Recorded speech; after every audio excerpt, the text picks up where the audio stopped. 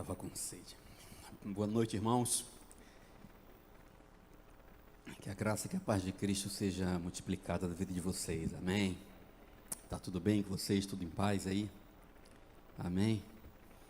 Graças a Deus que a gente está aqui mais um dia, né, para poder juntos compartilhar um pouco daquilo que Deus tem para gente, daquilo que eu tenho certeza que Ele já preparou, daquilo que eu tenho certeza que nós vamos viver. Amém? Você queria assim? Quero orar com você aí uns 30 segundos, pode ser? Pai querido, quero te agradecer, Senhor, porque eu tenho certeza que foi você quem trouxe cada um de nós aqui. Quero te agradecer pelo que foi cantado, pelo teu amor, pelo autor da vida ter revelado o seu plano, a sua graça em nós, através de nós, para que nós aqui nessa terra pudéssemos andar como a revelação daquilo que tu és. Quero te agradecer pelo tempo que temos vivido hoje. Quero te agradecer pelo espaço, pelas oportunidades, pelas condições que ainda temos. Quero te agradecer porque, Senhor, estamos aqui e ainda podemos olhar para o lado, ainda ver amigos, ainda ver irmãos, ainda ver parentes. Quero te agradecer porque tudo isso é parte do teu plano, Senhor. E quero te agradecer porque nessa noite você nos chamou aqui com um propósito, assim eu creio. E esse propósito não será negado, não será tirado de nós, Pai. Que nessa mesa nós possamos comer aquilo que você preparou para a gente. Aquilo que é o pão de hoje, Pai. Como o teu povo viveu no deserto, que não adiantava guardar o de ontem, porque hoje não servia mais. Então o de ontem já foi vivido, ou bem vivido por quem soube aproveitar. Mas nós queremos o pão de hoje, nós queremos aquilo que você preparou para a nossa vida hoje, para quem está nessa mesa, para quem está pronto para receber de Ti, Senhor Deus. E quanto a mim, Senhor, que seja só mesmo um instrumento que você tem, a colher, aquela coisa que você pega assim na prateleira e usa para fazer, servir aquilo que é teu, porque eu não sei fazer nada, eu sei apenas servir. Mas é você quem conhece a receita. É você quem sabe o que está no nosso coração. É você quem conhece a nossa vida. É você quem conhece as nossas demandas. Antes que o nosso clamor saia da nossa boca, tu sabes o porquê está saindo. Então, assim como os nossos filhos que não querem comer o que nós colocamos, porque dizem que não gostam, eu sei disso. Mas a gente quer se comportar nessa noite aqui, Pai, para comer aquilo que você sabe que a gente precisa, Senhor, porque nós somos o teu povo, nós somos a tua gente, nós somos a tua família, nós somos os teus filhos, Senhor. Seja soberano como tu sempre és, Pai, porque eu sei que assim vamos viver e experimentar aquilo que você tem de melhor para nós nessa noite. Que somente o teu nome seja glorificado acima de todas as coisas. E quem crê comigo pode dizer amém? Graças a Deus. Irmãos, a gente está hoje aqui reunidos, né? Culto de ceia. E a gente tem que aproveitar tudo isso. A gente está vivendo, inegavelmente, tempos diferentes, coisas diferentes. E um dos pontos que a gente vê, pelo menos para mim, né, um dos fatores que a gente vê com maior valor, eu digo valor porque não tem preço, que a gente aprendeu a valorizar nesses últimos dias, nesses últimos tempos, é o fator tempo, não é verdade? Quem pode voltar atrás? Quem pode negociar com ele? Quem pode dizer, espera um pouquinho? Quem pode dizer, volte amanhã? Quem pode dizer, não estou pronto? Então, a gente tem que aproveitar muito bem o tempo que Deus nos deu. Temos que aproveitar muito bem as oportunidades que Ele preparou para a gente. Temos que aproveitar muito bem aquilo que Ele colocou na mesa. Porque quem tem filho aqui sabe o que é isso, né? Lá em casa a gente vive isso. Não todo dia, que a gente não cozinha em casa todo dia, mas final de semana assim. Às vezes Keila faz aquela comidinha gostosa. Passa o dia todinho ali fazendo, preparando, né? Olhando no caderno de receita, YouTube. E quando prepara a mesa, demanda tanta louça, tanta panela, isso é terrível. Né, irmã? Eu ajudo, mas não gosto. E às vezes chega na mesa, aí as meninas dizem, não gosto disso. Eu comi biscoito há 10 minutos atrás. E a gente às vezes perde aquilo, né? Mas a gente está vivendo um tempo, queridos, que a gente tem que aproveitar tudo. Tudo. E se estamos aqui nessa tarde, né, noite, eu creio que a gente deve aproveitar. Se foi agendado um tempo para falar de ceia, eu creio que devemos falar de ceia. Se saímos de nossa casa, saímos do nosso conforto, nesse calor grande, botamos um monte de roupa, algumas tiveram mais trabalho, esticaram os cabelos.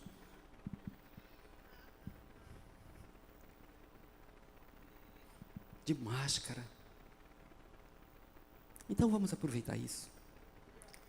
Amém, irmãos? Eu quero convidá-los a quem quiser acompanhar comigo. Eu vou ler um trecho aqui da carta que Paulo escreveu aos Coríntios, capítulo de número 11. Primeira carta, 1 Coríntios, capítulo de número 11, onde ele vai falar a respeito da ceia do Senhor. Quem tiver Bíblia, livro, pode abrir. Quem tiver celular, pode acessar o seu app aí. Quem souber decorar também não precisa abrir nada, pode acompanhar. O importante é a gente participar, né? E acompanhar o raciocínio com liberdade. E aqui, queridos, a gente vai falar um pouco, eu estava, assim, dia de ceia tem que falar de ceia, e a ceia, como até Stanley falou agora, né, é um memorial, é uma cerimônia, a gente não vai fugir disso. É uma cerimônia, é um rito que a gente usa, que a gente marca, não está em uma data, não tem um dia, pode ser todo dia, se a gente puder, mas que a gente marca principalmente para lembrar do que aconteceu com Cristo. Porque Ele mesmo deu essa orientação e disse, façam isso, até que eu volte. Então eu entendo que a ceia é um tempo que a gente tem que aproveitar para lembrar do Evangelho de Jesus, para fazer análises, como o próprio Paulo falou lá na frente, para fazer exames, não é verdade? Examine-se o homem. Então é um tempo de parada, é um tempo de meditação, é um tempo assim de pausa, é um tempo de olhar para trás, é um tempo de ver o que está acontecendo, é um tempo de alinhamento, é um tempo de correção. Quando eu falo correção, no meu tempo, as correções, assim, quando falava de correção, era castigo, né? Aquele negócio duro, Não, correção é corrigir o curso, avaliar o que estamos fazendo, como estamos andando, e ter um parâmetro, porque eu acho que isso é o mais importante na nossa vida, irmãos. Ninguém ganha nada com isso, a gente não ganha nada com isso, não ganha dinheiro, e a gente tem o ritual, tem a cerimônia, tem o culto, tem essa coisa toda, que dá trabalho. Eu sei que muita gente gosta e tudo, mas é uma coisa que dá trabalho, domingo, ou na segunda, ou na terça, ou na quarta, ou todo dia, e é bom que a gente entenda, que a gente pare, que a Bíblia fala sobre isso, que a gente dê uma paradinha na nossa caminhada, que a gente dê uma paradinha na nossa rotina. No próprio livro dos Salmos, né, se você lê o livro dos Salmos lá, que era um livro de cânticos, um livro poético, um livro que mostrava o povo cantando, contando suas histórias através de cânticos, e em determinados pontos, você já percebeu ali, durante o Salmo, quando é um pouco mais longo, tem uma palavrinha nas traduções, nas formações mais antigas, que dizia selar, que era um tempo que as pessoas paravam de cantar aquilo que estavam cantando. Já imaginou isso, Rafael? Né? Cantavam uma estrofezinha assim, de repente era muita coisa, era muita palavra, e eles paravam de cantar para meditar naquilo que estavam cantando. Está entendendo, irmãos? Sabe para quê? Para a gente não entrar no mecanismo da rotina. Para a gente manter o Evangelho nos talvez 5% de atitudes, de coisas que a gente faça, sem estar no automático, porque 95% a gente não pensa, já está automatizado. E o evangelho que Jesus deixou para a gente não deve ser uma coisa mecanizada. Amém? Lá em Isaías ele fala sobre isso.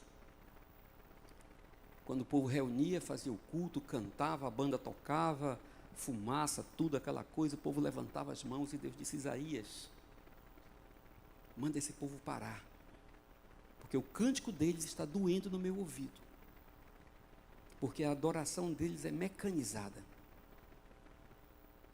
Aprendeu a fórmula, aprendeu como funciona, aprendeu como arrepia.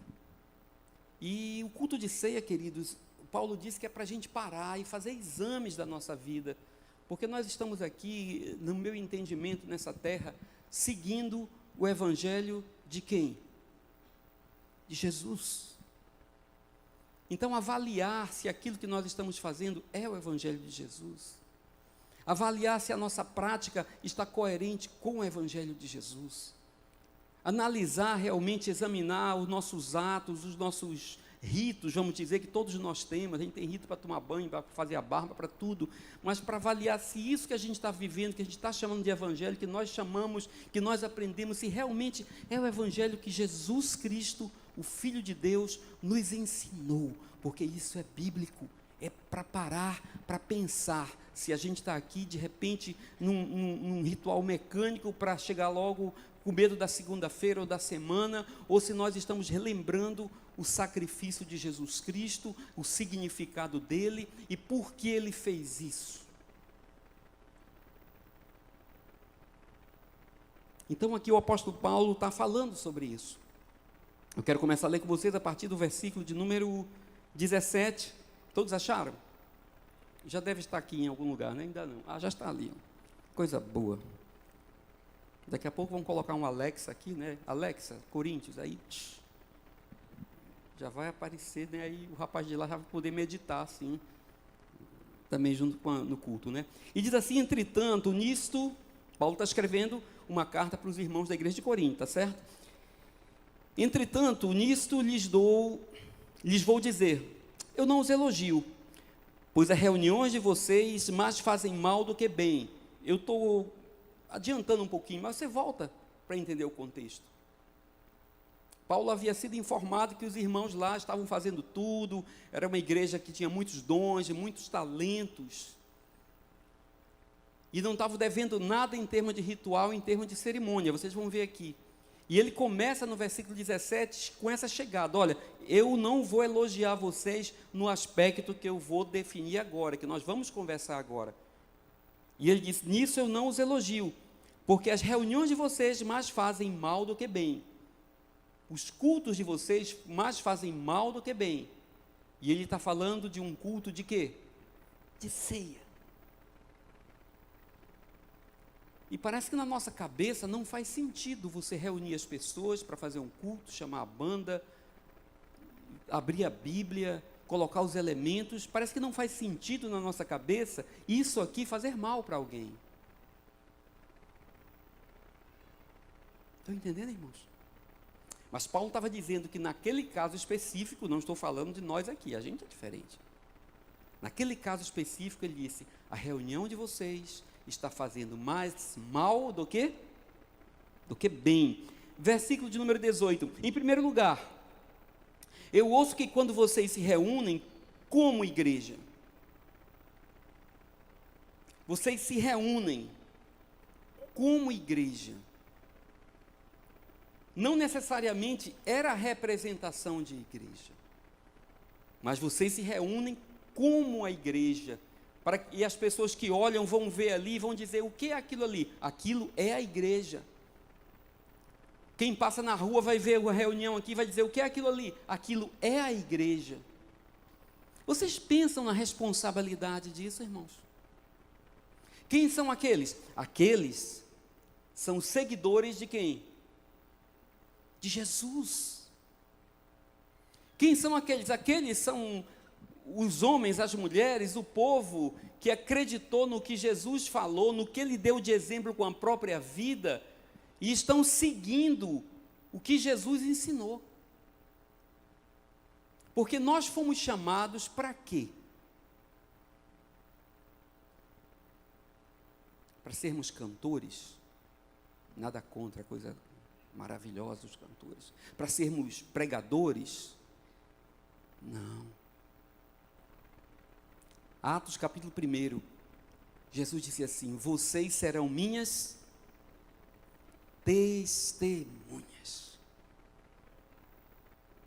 Então quem olha para cada um de nós, quem olha para os meninos aqui tocando, quem olha para a Rafaela cantando, quem olha para o Stanley pregando, ele não está vendo a cantora, o músico, o baterista, o tecladista, o pastor. O mundo está vendo o quê? Testemunhas de Jesus. E testemunhas são aqueles que viram e podem dar testemunho, e podem dizer aquilo que viram. Porque Jesus deixou um evangelho prático para a gente.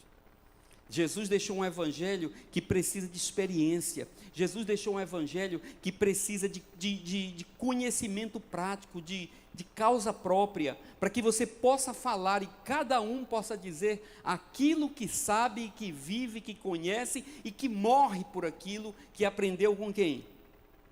Com Jesus. Amém, irmãos? Então pensa nisso quando você está na rua, quando você está no trabalho, quando está na escola. Não aqui, que aqui todo mundo é bacana, e que todo mundo é...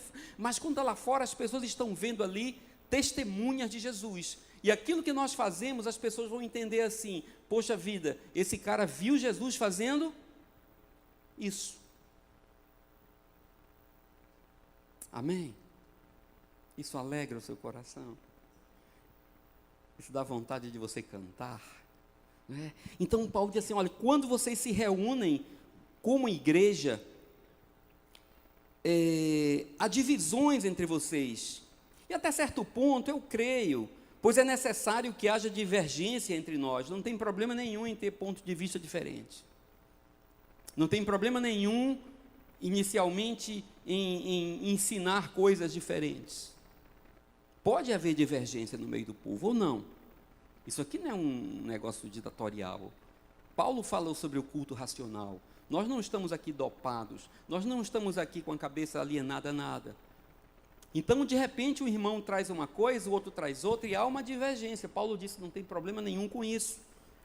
Pois é necessário que haja divergência entre vocês, para quê? Para que sejam conhecidos quais dentre vocês estão aprovados.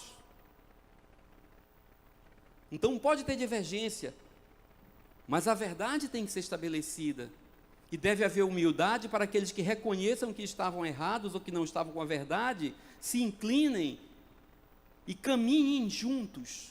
Em quem, irmãos? Na verdade.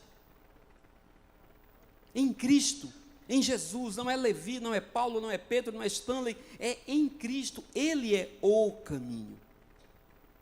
Então é muito provável que eu, você, nós possamos desviar do caminho, possamos sair um pouco da trajetória. A gente tem muita divergência na vida.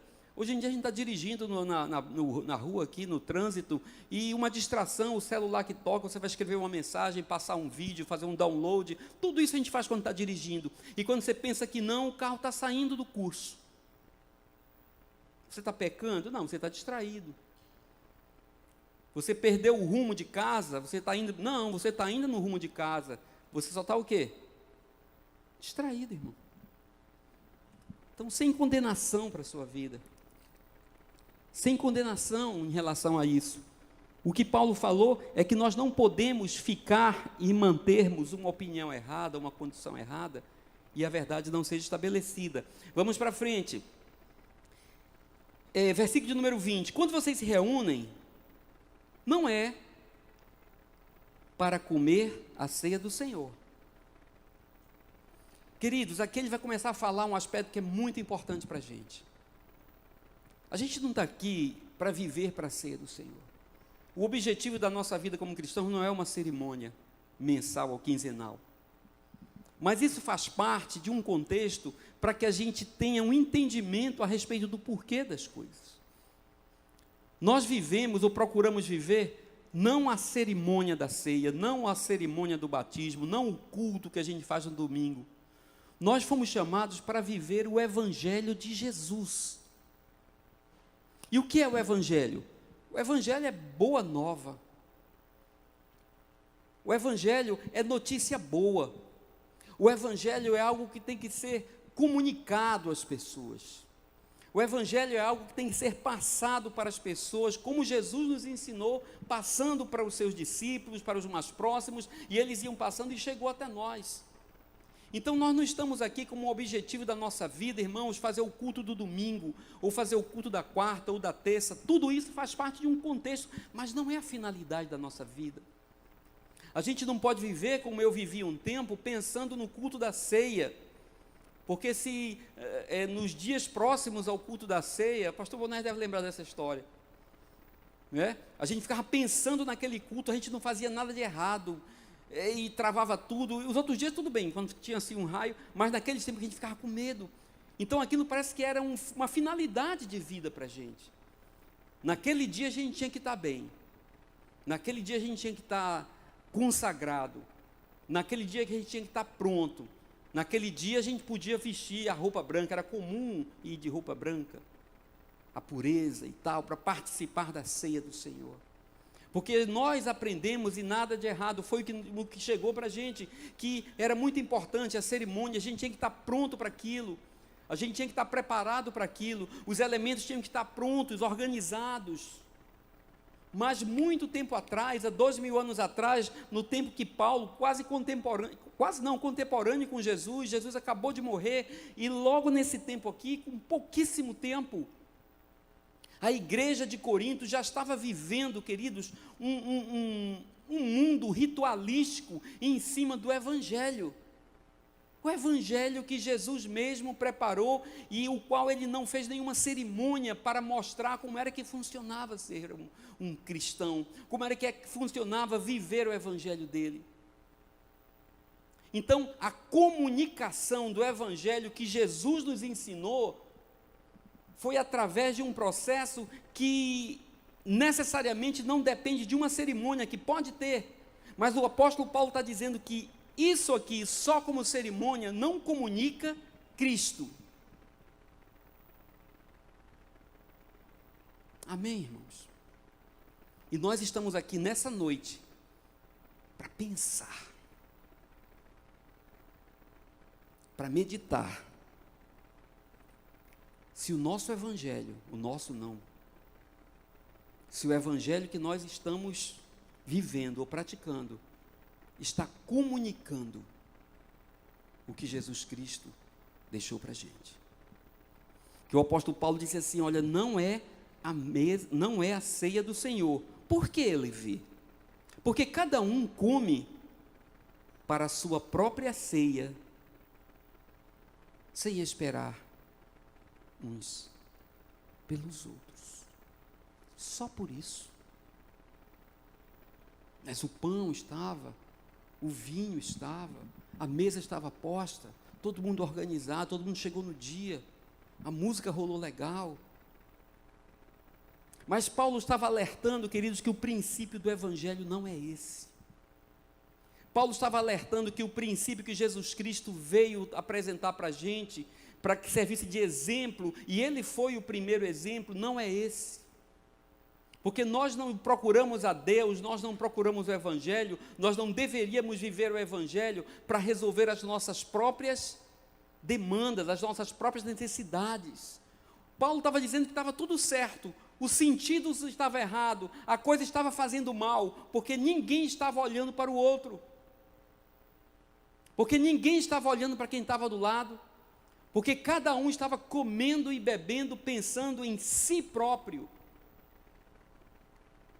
E o Evangelho que Jesus Cristo, que Jesus trouxe, não foi para isso, irmãos. Nós não estamos aqui vivendo, hoje no domingo, que é o primeiro dia da semana, eu pelo menos não vim aqui para tomar ceia, para entregar o meu louvor, para cantar, para entregar a minha oferta, para garantir uma semana de bênção. Eu não vim aqui cumprir um ritual, eu não vim aqui meramente participar de uma cerimônia religiosa, que é, mas não como fim. Nós nos reunimos aqui nessa noite montamos a ceia, montamos a mesa, preparamos os elementos, mas nós não podemos seguir no que Paulo fala na sequência. Nós não podemos comer, não podemos beber, sem discernir o que é o corpo de Cristo, sem entender o porquê Jesus veio nessa terra, sem entender a razão pela qual ele andou tantos anos aqui. Olha, eu vou te dizer uma coisa para você. Dizem que é muito fácil você ser pobre e virar rico, né? Você faz ideia disso, né? Acho que não tem muito problema, o cara se acostuma assim rápido. De um mês para o outro, você se acostuma com a vida, né? Mas diz que o contrário é muito difícil. O cara que era rico, que perdeu tudo, que quebrou, que morava lá num condomínio bacana e agora está morando numa casa ruim, pequena, não tem infraestrutura, não tem nada, e não tem mais carro para andar, e ele era acostumado com o empregado, agora tem que lavar louça. Tinha que fizesse tudo e agora ele não tem quem faça. Dizem que é muito difícil esse caminho inverso. Vocês concordam? Agora imagina Jesus, sendo Deus. Filipenses capítulo número 2, não se prevaleceu da condição de ser Deus, antes a si mesmo se esvaziou, e se humilhou, saindo lá do seu trono, saindo da sua cobertura, saindo da sua condição privilegiada, se humilhou e desceu, ele se humilhou tanto, ao ponto de ser homem, como eu e você, como se não bastasse, ainda foi condenado, e desceu mais ainda, ele saiu do nível desse mundo e desceu para as profundezas. É muita humilhação.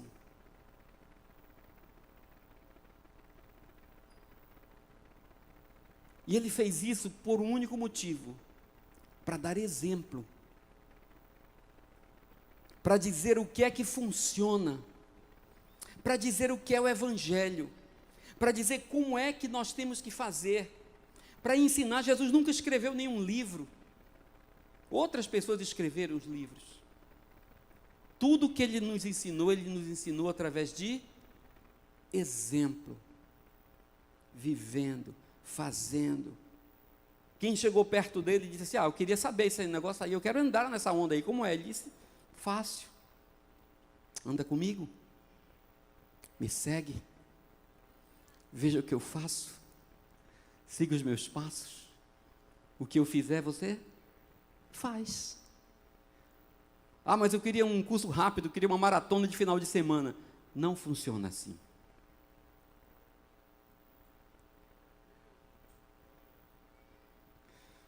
Manda um áudio, Jesus, que eu vou colocar em 2.5 para te ouvir igual os esquilos. Não funciona assim.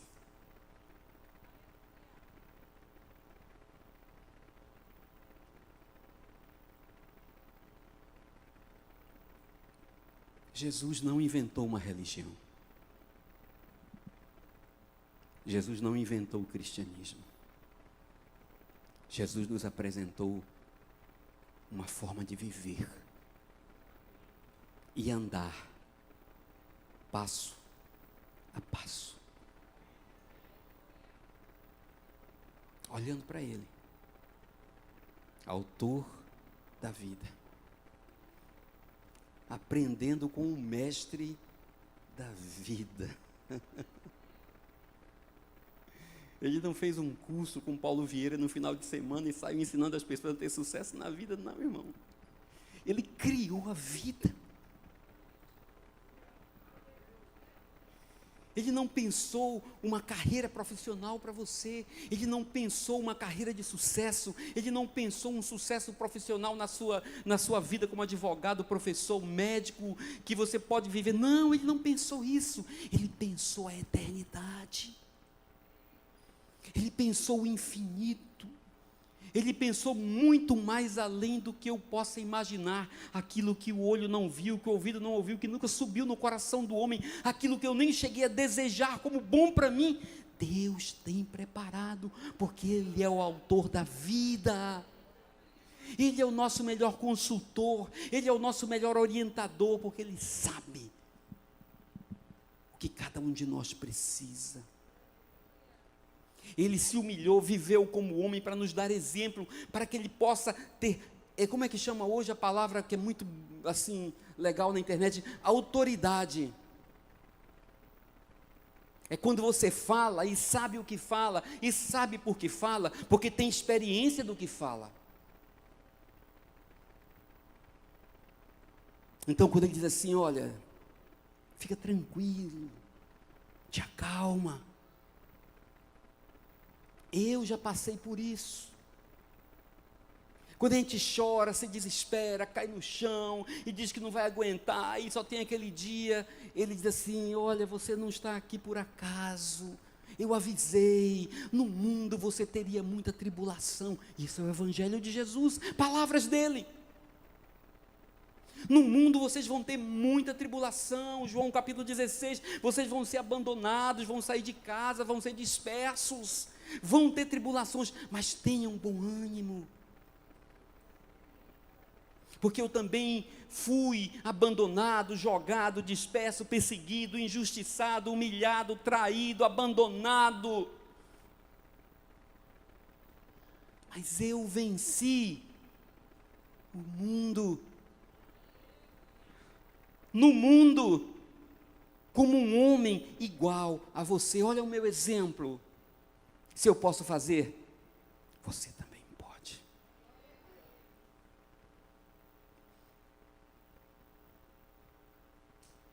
Jesus nos ensinou essa vida, queridos.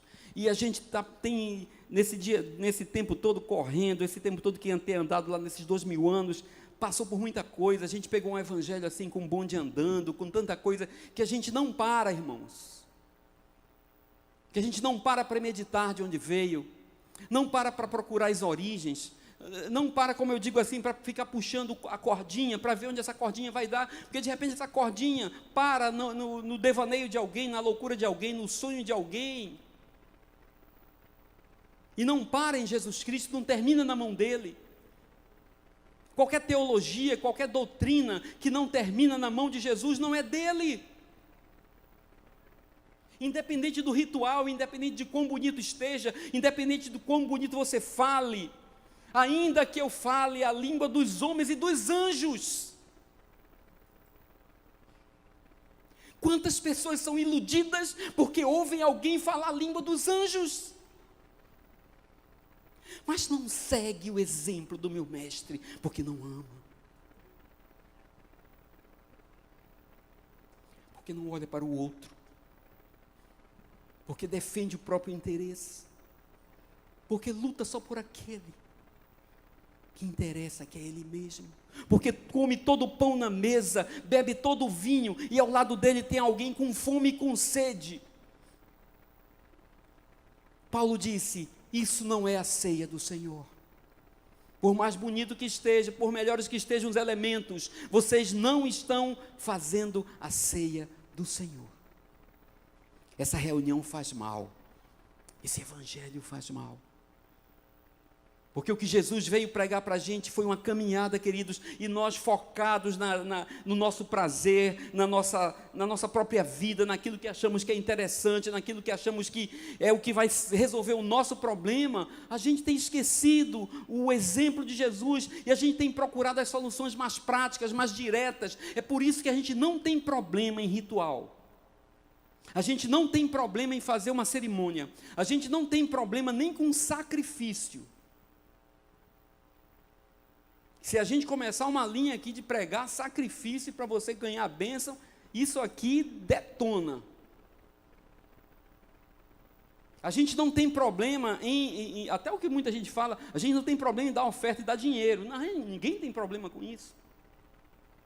Em fazer sacrifício, em dar oferta, em dar dinheiro, cantar de mão para cima, de mão para baixo, deitado, rodando, ninguém tem problema com nada disso. O que nós queremos é resolver a nossa demanda, o que nós queremos é resolver o nosso problema, a nossa angústia, aquilo que achamos que nos incomoda. O que nos interessa realmente é sair da cruz, é sair do problema. E o quanto mais rápido, melhor, e o quanto mais prático, melhor. Se aceitar Pix, tudo bem. Nós vivemos esse mundo, queridos, de soluções rápidas. Por isso a gente aprendeu há muito tempo a focar na salvação. A focar naquilo que resolve o nosso problema. A focar naquilo que resolve a nossa demanda. E a gente fala de salvação há muito tempo. Mas se você prestar atenção, Jesus não veio falar de salvação. Se você for ler o Evangelho e acompanhar de perto o exemplo dele, ele não falou de salvação. Para finalizar, eu quero dar um exemplo, está na Bíblia, que a gente vai entender.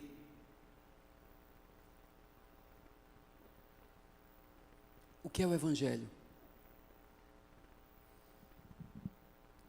Porque quando nós seguimos a palavra de Deus, façam isso e anunciem até que eu venha. A gente tem parado muito nessa parte de anunciar o Evangelho, de ser proclamador do Evangelho, de fazer as coisas certas, de mostrar. E agora, nessa época de Instagram, bateu a foto, está bacana.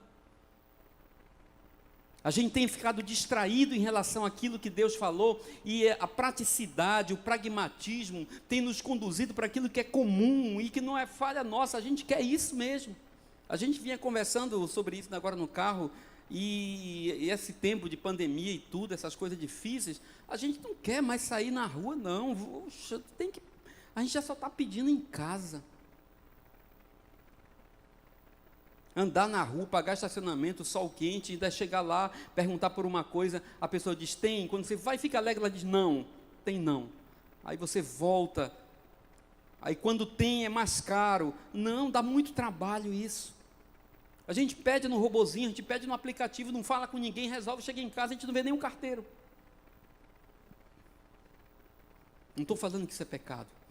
Estou falando que é o mundo que nós estamos sendo, para onde nós estamos sendo conduzidos. E por que não colocar isso na nossa vida religiosa ou cristã? Se a gente puder resolver tudo pelo Pix, a gente resolve. Por um app a gente resolve. Faz um aconselhamento, manda foto a pessoa chorando, depois dá o aconselhamento, manda mensagem, chega os automáticos lá, os gatilhos todos emocionais, que a gente sabe que funciona, a pessoa fica bem, se levanta. Agora mande uma foto da pessoa rindo, está rindo, olha aqui o testemunho, nem tocou, nem viu, é um caminho, queridos.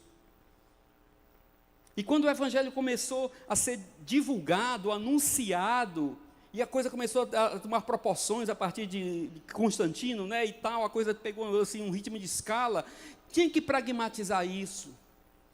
E se a gente não tomar cuidado, nós estamos vivendo o mesmo tempo, a mesma história, o mesmo modelo lá de Constantino, preparando pacotes de salvação e vendendo para as pessoas. Para alcançar um próximo, para alcançar o próximo, para alcançar o próximo, para conquistar o mundo, para ganhar o mundo.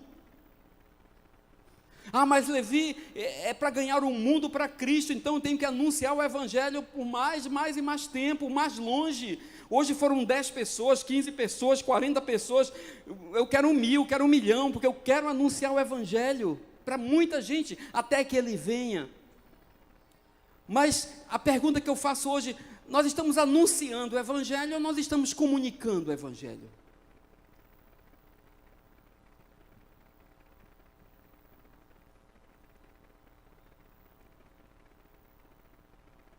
Porque não dá mais para viver hoje. Como é que a gente vai evangelizar sem a internet, sem YouTube, sem um programa de rádio, sem um programa de televisão? Não, isso aí, queridos, é ferramenta para anunciar o Evangelho. Mas Jesus veio nos ensinar a comunicar o Evangelho. Quando eu era garotinho, estudava 4º ou 5º ano, aquilo é Lúcia? Professora Lúcia, se eu estiver errado, ela vai se levantar e diz anátema. Aprendemos sobre comunicação. O emissor, a mensagem e o receptor. Eu posso falar tudo, a mensagem pode ser maravilhosa, mas se o código não for decifrado, não tem comunicação. Tem, professora? Se o receptor não entender a mensagem, a culpa é de quem está soltando aqui. Não tem comunicação. Por isso o apóstolo Paulo falou, ele disse assim, olha, quando vocês fizerem o culto de vocês, não tem problema com o culto. Amém, irmãos? A gente vive num mundo muito difícil, que agora a onda é cortes, né? Você fala 3 horas, o cara pega um corte e é o que vale. Então não tem problema com culto. Pode fazer culto, vamos continuar fazendo culto, organizando os cultos, com louvor e tal, a coisa toda. Mas o apóstolo Paulo diz assim, olha, quando vocês estiverem fazendo o culto de vocês, que no meio de vocês entrar um ímpio, ele vai ter que olhar, e quando chegar lá dentro, ele vai entender, ele deve entender tudo o que está acontecendo, que é para que a mensagem seja entendida. Amém, irmão? Quem chegar aqui deve entender o que está sendo dito, independente de ter uma ligação próxima com o Altíssimo, ser mestre em língua dos anjos. Quem chegar aqui e sentar nessa cadeira deve entender o Evangelho de Jesus. Ele pode não entender as teologias que eu soltar, ele pode não entender as filosofias cristãs que eu soltar, mas ele deve entender a mensagem de Jesus. Porque o Evangelho de Jesus foi feito para ser comunicado. Por isso que Paulo falou, não adianta você ser o mais santo, falar a língua dos homens, dos anjos, pegar o seu dinheiro e entregar aos pobres, fazer filantropia, entregar a cesta básica, fazer tudo, se você não amar.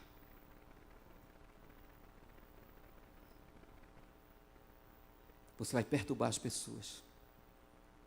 Será como um sino, uma lata batendo. Quem gosta disso assim, uma lata batendo? O seu canto vai perturbar, a sua mensagem vai perturbar.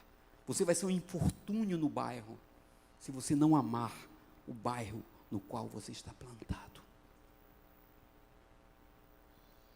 E conta a Bíblia que Jesus foi morto, e ele foi morto através da cruz.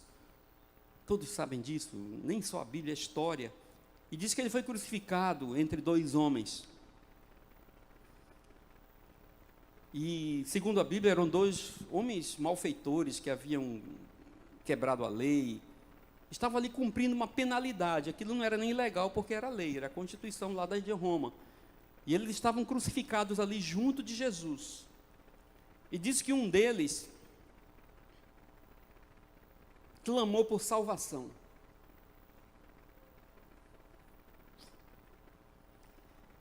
E disse, Jesus, a gente já viu muito testemunho desse, né? Jesus, se você realmente é quem você diz que é, se você realmente é o Filho de Deus, desce da cruz, salve a você, e salve a nós também. E Jesus já tinha escutado essa proposta 1 ou 2 dias antes, de Pedro. Não vá para Jerusalém não, você vai morrer. Não. Se salve, desce. Pule essa fogueira. Lá no jardim, quando foi ser preso, ei, vou defender, ele não precisa me defender.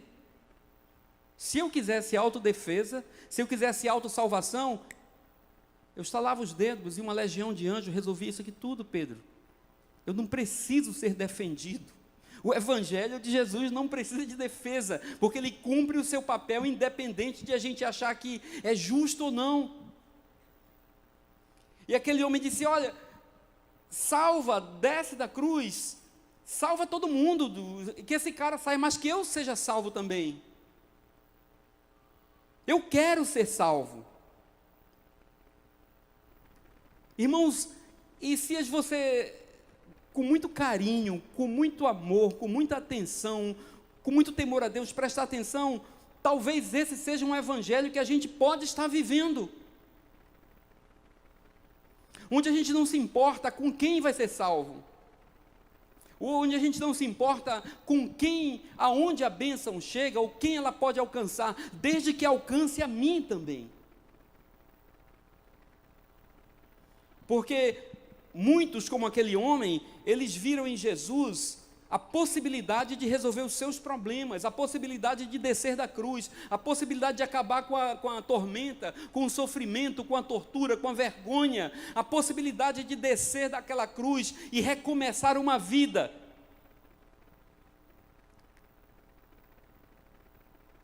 Sem Jesus.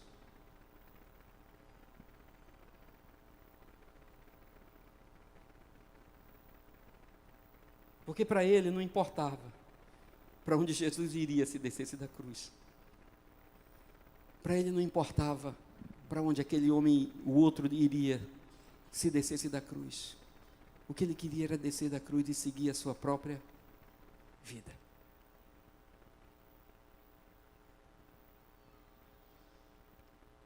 E existe esse procedimento de pessoas que buscam a Jesus para se livrar dos problemas, se salvarem, buscando a salvação para a sua própria vida, para que assim possam seguir o seu caminho. E a Bíblia diz que só tem uma maneira de você se perder, lá em Mateus.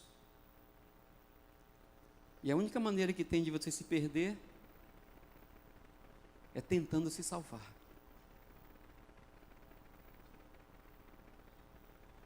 E para resumir a história, a Bíblia diz que Jesus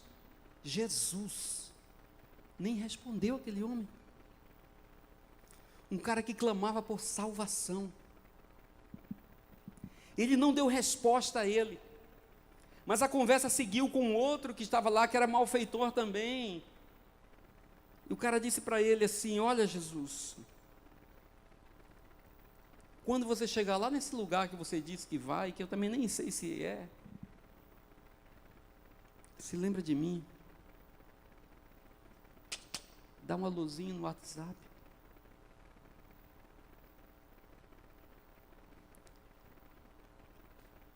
Aí diz que Jesus olhou para ele e não deu uma resposta original. Deu uma resposta repetida. Deu uma resposta que ele já havia dado a outros. Revelou um propósito que foi estabelecido antes da fundação do mundo. Que representa o que é o Evangelho de Jesus. Porque lá em João, no capítulo 14, ele diz assim: olha, daqui a pouco eu vou preparar lugar e eu vou para o meu Pai. E eu voltarei. E quando eu voltar, eu vou levar vocês. Para quê? Eu gosto muito de ler com muito cuidado o que vem depois de para quê.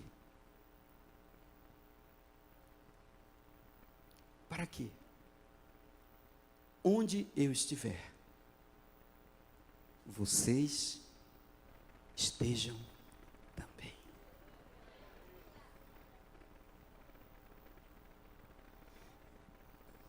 Quem busca salvação para a sua vida, quem busca se salvar dos problemas, sair da dívida, se livrar da falência, se livrar do caritó, se livrar do problema financeiro, se livrar dos problemas dessa vida, se livrar da sua própria cruz, vai receber um silêncio eterno de Deus. Porque o Evangelho não veio para isso, queridos. O Evangelho não veio para tirar você do vermelho, para tirar você do SPC, do Serasa, não. Jesus olhou para aquele homem e deu a mesma resposta que ele disse a todos quando ele esteve lá, depois de 40 dias no deserto, passando lá aquele jejum, aquela coisa toda. Quando ele chegou, a primeira expressão que ele disse para os seus discípulos: eu queria muito, eu estava ansioso, Jesus ansioso, para os mais legalistas, eu estava ansioso para estar com vocês, para sentar na mesa. Eu passei 40 dias, eu não quis nem comer, eu podia ter dado ordens, e o iFood do céu chegaria e poderia lá me servir com tudo, mas não tem graça, não faz sentido comer sozinho, porque me salvar do deserto sozinho não faz sentido. O Evangelho não é para autossalvação, não é para auto-benefício, não é para auto-bênção. O Evangelho é para compartilhar vida. E Jesus disse àquele homem, e disse assim: olha, fica tranquilo, fica calmo, daqui a pouco a gente se encontra, daqui a pouco você estará comigo.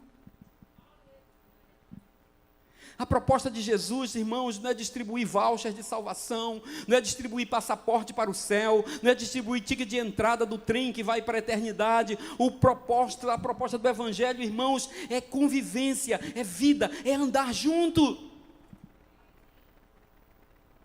É ceia, não é refeição. É ceia, não é um lanche. Através das cerimônias que a gente religiosamente possa fazer durante muito tempo, a gente pode anunciar, sim, a morte de Jesus até que Ele venha, mas não estaremos comunicando a vida dEle enquanto Ele não volta. Porque as pessoas serão comunicadas de que um dia um homem chamado Jesus veio aqui, fez história e morreu, derramou seu sangue, seu corpo foi rasgado. Mas elas não vão entender o que é viver e andar com Ele enquanto Ele não volta.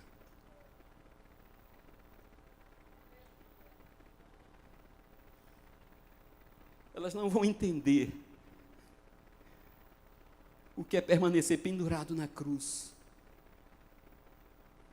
Quando tantos irmãos deixaram o convívio da comunidade, dos irmãos, porque Jesus não os tirou da cruz. Porque os seus problemas não foram resolvidos. Antigamente eu gostava de chamar isso de evangelho tabajara, que só alguns que vão lembrar. Porque os seus problemas não foram resolvidos. Porque não apareceu o príncipe encantado. Porque a mulher maravilhosa não chegou. Porque o marido não converteu. Porque o filho não obedece, porque o trabalho não vem, porque passou a pandemia e continua desempregado, porque as crises continuam e as pessoas abandonam o convívio e seguem sozinhas na angústia da sua solidão. Porque a proposta de Jesus não foi nos livrar dos problemas, a proposta dele foi o seguinte: eu vou andar com você.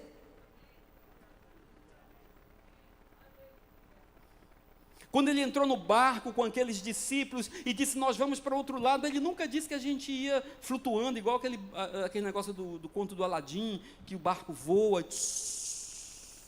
Ele só disse que iria para o outro lado, irmão.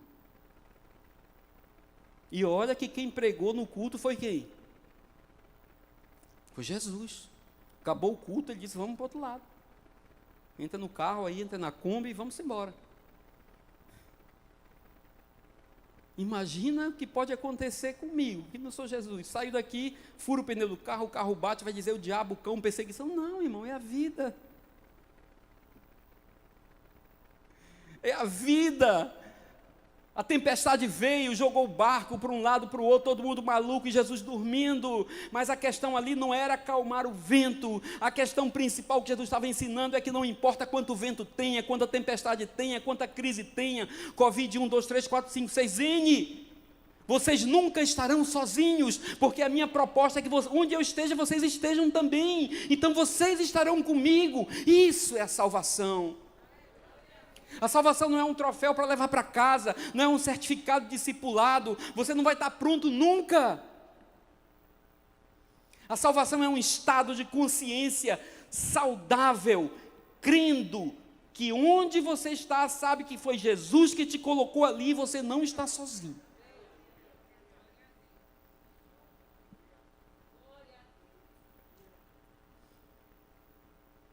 Amém, irmão? Por isso muitos comem e bebem para a sua própria condenação, porque não conseguem discernir que Jesus está aqui. Não conseguem discernir o corpo de Cristo. Aí frequenta a ceia no domingo aqui, amanhã vai na ceia da congregação tal, no domingo Natal, na terça Natal, e toma todas as ceias, come todos os pão, triglicérides, engorda, colesterol, vai tudo lá para cima e não resolve. Tem gente com raiva de Deus porque nunca conheceu Deus. Tem gente abandonando o Evangelho porque nunca provou do Evangelho. Porque aquele que ouve a voz do pastor, ele segue. Porque aquele que prova do pão que eu lhe der, nunca mais terá fome. Aquele que prega e bebe do sangue que eu derramei, nunca mais terá sede.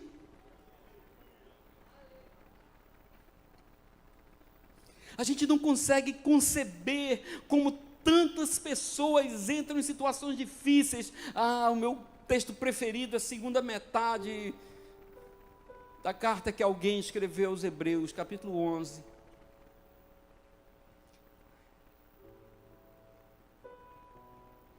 Depois que fala dos famosos, Abraão, pela fé, creu contra a esperança. Noé, pela fé, ganhou fama de louco e construiu uma arca. Davi e os famosos, aqueles que têm um selinho azul no Instagram dele, sabe qual é?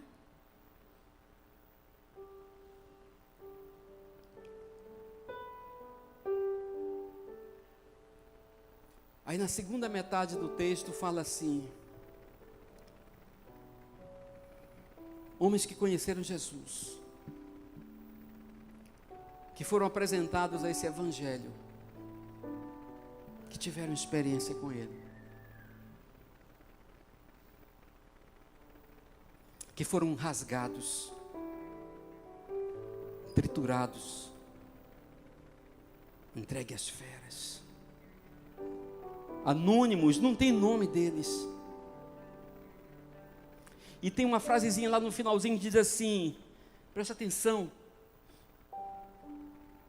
Quando a gente começa a enumerar, hoje eu preguei e foram 50 pessoas lá para frente. Hoje eu preguei e foram 100 seguidores. Hoje eu preguei e eu orei e alguém foi curado, 200, 300.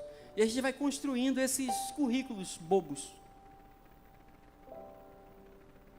que vão destruindo a gente, alimentando aquilo que nós temos de pior.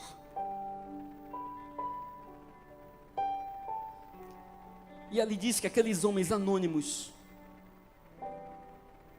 que parecem que morreram sem que as suas orações fossem ouvidas, porque eu duvido muito que um crente, vendo um leão se aproximar, vendo uma pira de fogo ser acesa, se ele não ore para sair dali. Ele ora, porque ele é humano como eu e você. Mas diz que aqueles anônimos,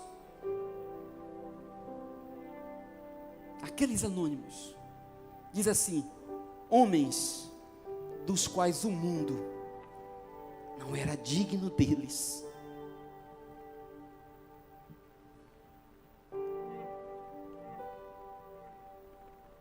Quebrando na sequência um mito de que Deus está preso à nossa vontade.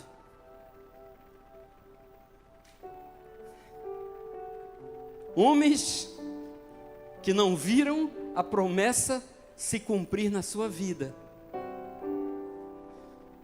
porque para eles isso era melhor. Não dá para entender. Mas Deus achou que era melhor para eles aquilo. E Ele é soberano.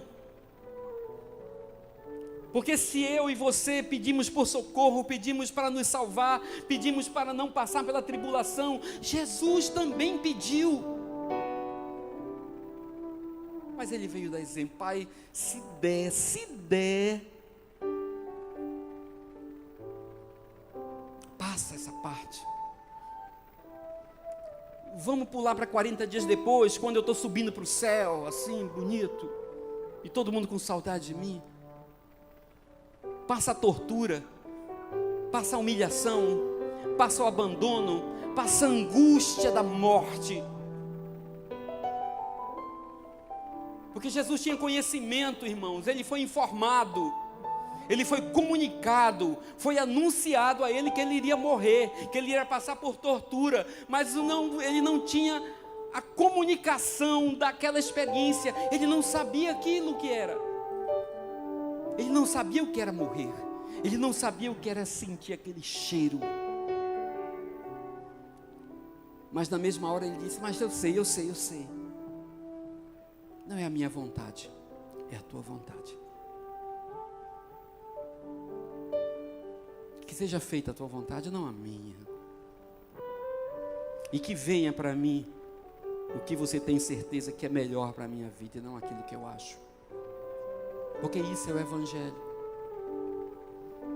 Por isso há entre vós tantos fracos, cansados, com fome, dormindo, morrendo, porque estão comendo pão e bebendo vinho, se embriagam, ficam empanzanados lá, mas não estão fazendo distinção, discernindo o que é o corpo de Cristo.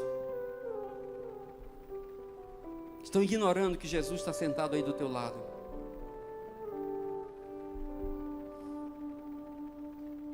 Porque uma vez Jesus falou assim: olha, eu tive fome e não me deram de comer. Eu tive sede e não me deram de beber. Eu passei um tempo no hospital e ninguém foi me visitar. Eu estava lá na cadeia e ninguém foi olhar por mim. Aí os caras disseram: Jesus, você, o Senhor, eu te adoro em espírito e em verdade, a ti o meu louvor, levanto as minhas mãos, me arrepio quando vejo o teu nome. Quando isso aconteceu? Se eu estou no culto todo domingo, eu ofereço minha oferta, eu faço tudo. Quando você passou essa privação aqui nessa terra? Ele disse assim: quando os meus passam, sou eu passando. E quando você faz a eles, você faz a mim. Quando você come o pão sozinho, enquanto o outro está com fome, você não deu comida para mim. Quando você bebe o vinho da ceia todinho, da refeição lá da cerimônia, e tem outro com sede, quem está com sede sou eu. Porque Jesus não jogou um pacote de salvação para ser conquistado no mundo, irmão. Ele fez uma aliança de sangue, para que onde Ele estivesse, eu esteja também. Para que onde Ele é, eu também sou. Porque a gente morre por um Deus que a gente não vê. A gente está disposto a ir para a cruz por um Jesus que a gente não conhece.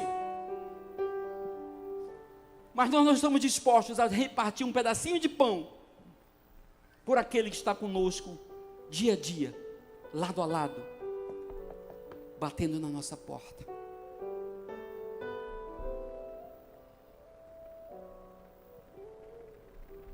Que nesse culto que vamos ceiar, que a gente faça uma análise.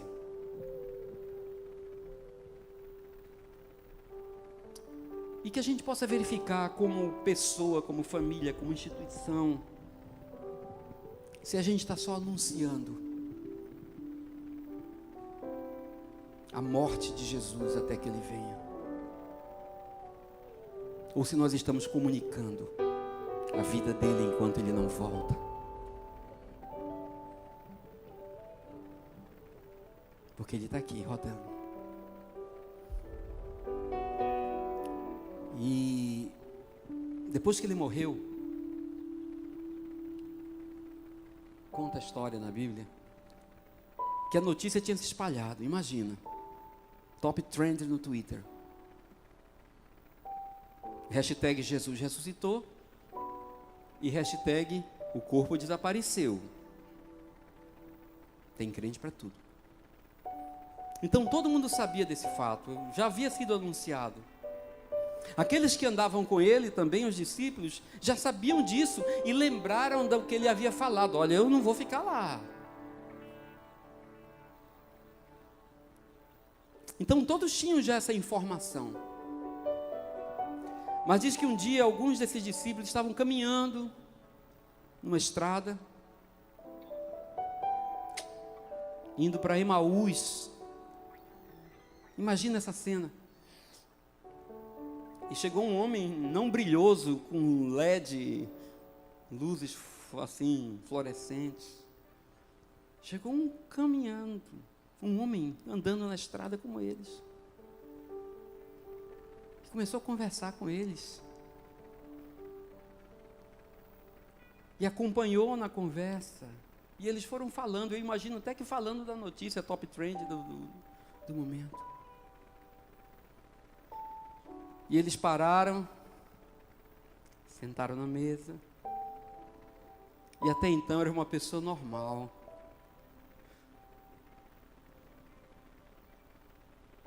Aí diz que na hora que ele partiu o pão,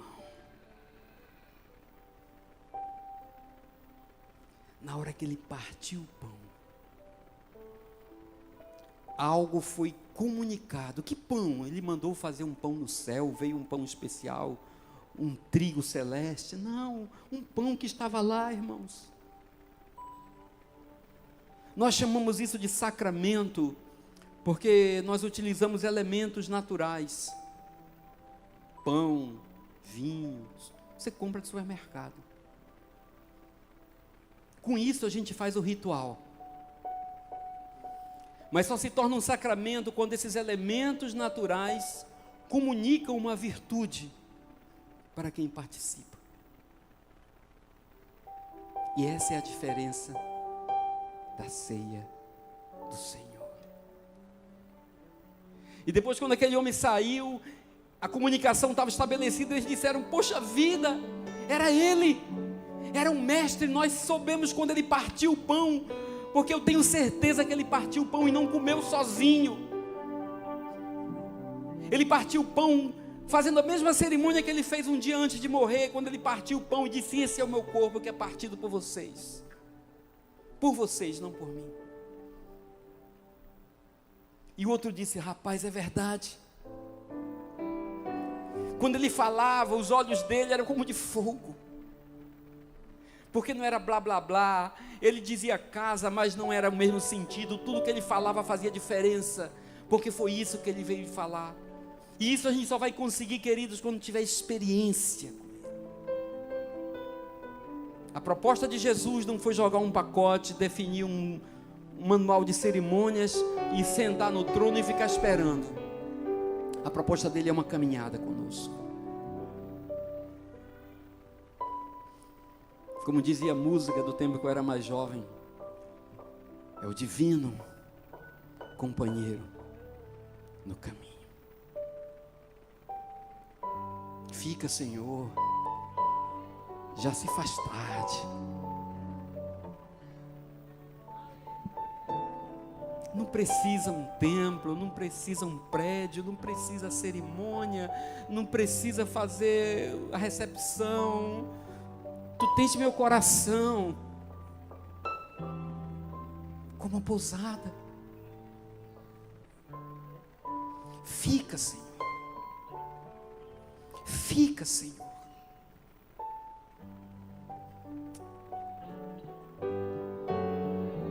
E seja meu Salvador. Que Deus abençoe a vida de vocês.